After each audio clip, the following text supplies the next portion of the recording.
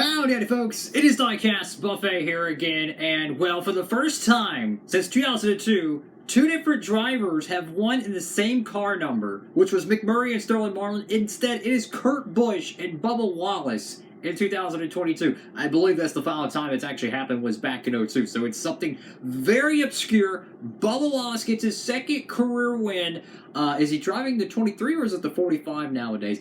I don't know anymore, but a huge win for the 2311 Camp and Denny Hamlin's team. Hamlin got second there. He almost won the race there, but what a cool looking paint scheme, guys. If you want to get the race win diecast, make sure to pre-order that over there at Circle B Diecast and Plan B Sales. And for any orders $30 or more, you can use the promo code down below, guys. You can save on shipping. And there was some cool Circle B Diecast race cars they had sponsored out there. They had Brett Moffitt in the 07 and Xfinity race. You had Corey LaJoy in that epic looking 7 car. And then, of course, you had BJ McLeod in the 78. So it was really cool to see the Circle B Diecast colors out there. All three very unique paint schemes. So that was really cool. So let's talk about Kansas.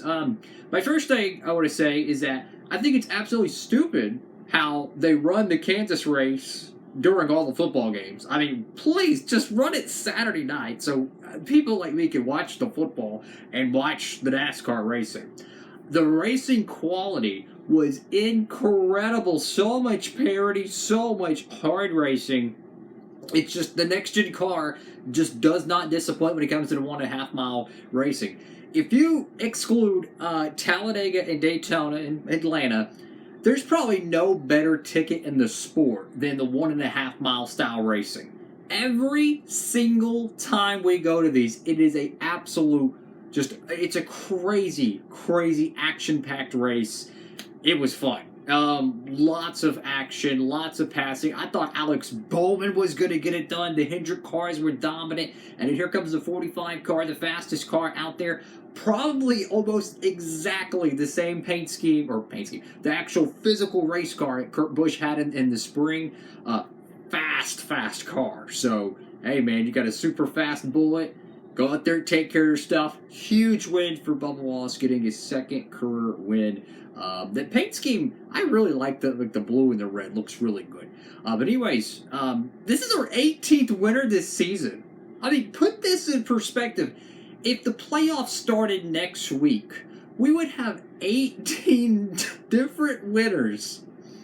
2 guys who've won a race would be sitting on the outside looking at. I mean, it's crazy. It is absolutely crazy. So, hey man, this has been the best season of NASCAR racing I have ever seen.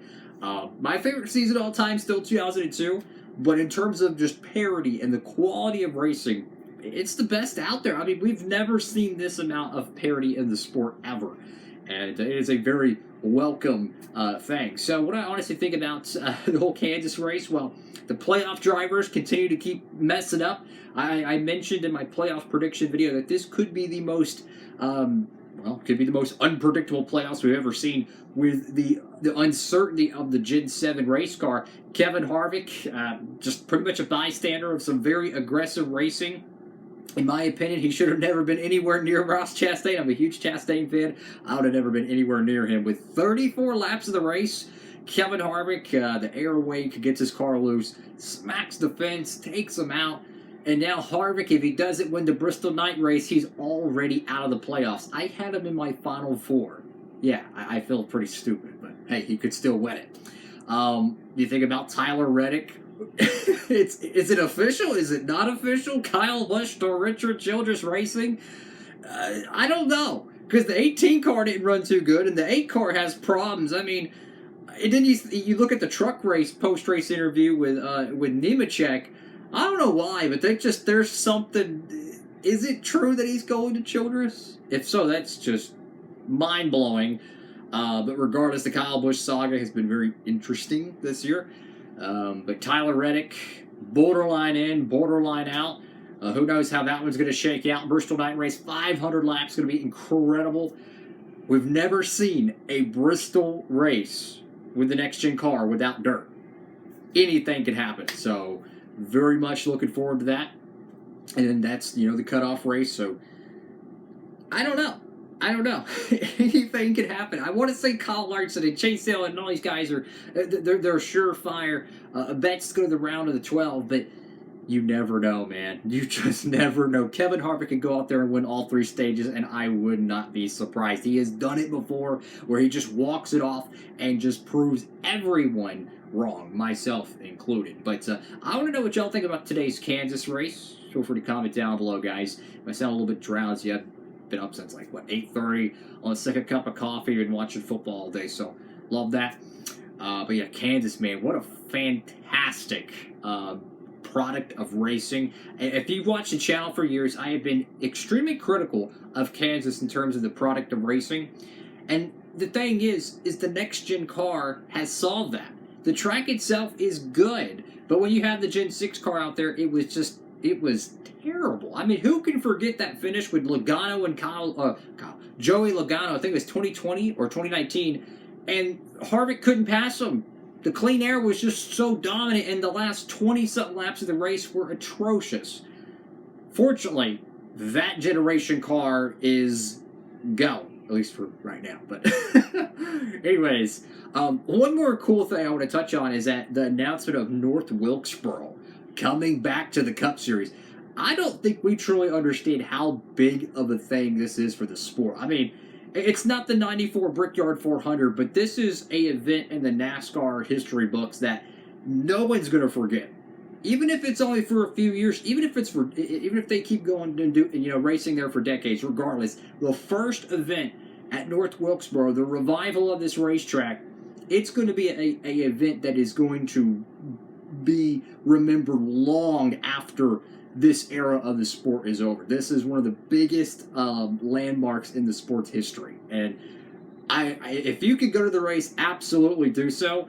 It's going to be incredible, guys. I hope they sell out. Hope they have a packed crowd. They probably need to get some extra grandstands in there because, believe me, everyone's going to want to go to this race, guys. It's going to be so much fun. The All-Star race.